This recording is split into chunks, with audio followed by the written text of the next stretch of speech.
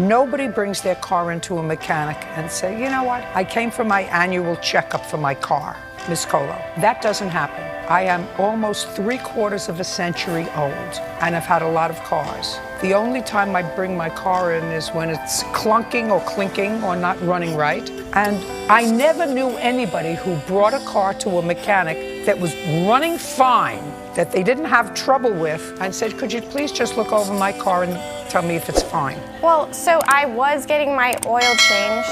Okay, so you were taking the car in for an oil change, and there was nothing else wrong with the car. Didn't make any noises or wasn't giving you any trouble. You just brought it in to him for an oil change. Correct. And when did you bring it in to him for an oil change? November. I have the date. You mean last November? Yeah, last November. You remember what date she brought it into you? Probably the 16th of November, but it wasn't for an oil change. What was it for? It was to change the struts on her car.